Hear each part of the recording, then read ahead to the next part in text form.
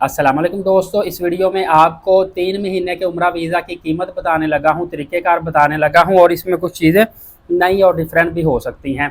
देखिए, सबसे पहले आपको बताऊँ 3 महीने का उम्रा वीज़ा तो मिलता है अगर आपका कोई जानने वाला इकामा होल्डर सऊदी अरब में मौजूद हो। स्पेशल रिक्वेस्ट पे दोस्तों को भी मिल जाता है, दूर के रिश्तेदारों को भी। बाकी नॉर्मली तौर पे जो वीज़ा अप्लाई करते हैं अपने माँ-बाप, बहन-भाई, बच्चों के लिए, इनके लिए होता है या फिर सास-ससुर के लिए भी होता है। बहरहाल बहुत ज़्यादा मैंने देखा है कि दोस्त जो हैं दूर के रिलेटिव या दूर के दोस्त होते हैं उनका भी वीज़ा इकामा बेस पे लग जाता है। तो मैंने फिर एक दोस्त से पूछा, मैंने कहा यार भाई दूर के जो दोस्त रिश्तेदार उनका वीज़ा कैसे लग जाता है? तो कहते हैं जब इकामा होल्डर की ही गारंटी होती है, वो गारंटर है, जब वो एक्सेप्ट कर रहा है तो फिर वीज़ा लगाने में सऊदी अरब को कोई हर्ज नहीं है। और सेकंड चीज़ आपको बताता चलूँ कि जब ये वीज़ा अप्लाई होता है ना मोफ़ा की तरफ से, तो इसकी रिक्वेस्ट इकामा होल्डर के अबशर अकाउंट पे भी जाती है कि फ़लाँ फ़लाँ बंदे हैं, 1 या 2 3 जितने भी हैं, ये आपके साथ उनका रिलेशनशिप है, उन्होंने आपके इकामा के बिहाफ़ पे वीज़ा अप्लाई करवाया है। अगर आप एक्सेप्ट करते हैं, कबूल की ऑप्शन आती है, तो फिर आपका वीज़ा इनका लगवा दिया जाएगा, अदरवाइज़ नहीं लगेगा। तो जैसे ही वो कबूल की ऑप्शन पे क्लिक करता है, एक्सेप्ट करता है, समझ लें कि उनका वीज़ा विदिन 24 आवर्स लग के आ जाता है। अब इकामा के बगैर भी 3 महीने का उम्रा वीज़ा आप ले सकते हैं, लेकिन उसके लिए शर्त फिर ये होती है कि आपको होटल, ट्रांसपोर्ट वगैरह बुकिंग भी करवानी पड़ेगी। अब 3 महीने का होटल बुक करवाएँगे, बहुत ज़्यादा कॉस्टली पड़ेगा। तो इकामा होल्डर की बेस पे आप चले जाएँगे, वहाँ पे जाके कोई सस्ती सी रिहाइश ले लेंगे या उसके पास रह लेंगे। या सम टाइम ये होता है कि इधर से हम अगर 3 महीने की होटल बुकिंग करवाते हैं, तो कहाँ पे करवाएँगे, मक्का में या मदीना में? और वो नॉन रिफंडेबल होती है ज़्यादा।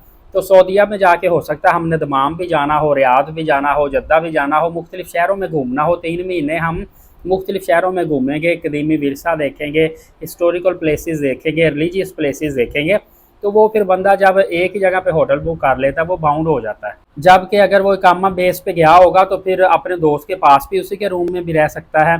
लेकिन इसके लिए इकामा होल्डर की एक तो तस्वीर चाहिए होती है, पासपोर्ट स्कैन कॉपी चाहिए होती है, इकामा की स्कैन कॉपी चाहिए होती है। वैलिड इकामा पे वीज़ा लगता है, लेकिन एक मेरे दोस्त ने इनवैलिड जो इकामा था, एक्सपायर इकामा, उस पर भी वीज़ा निकाल दिया था। इसके अलावा सऊदी एड्रेस चाहिए होता है, मोबाइल नंबर वगैरह चाहिए होता है। ये चीज़ें इकामा होल्डर की तरफ से चाहिए होती हैं।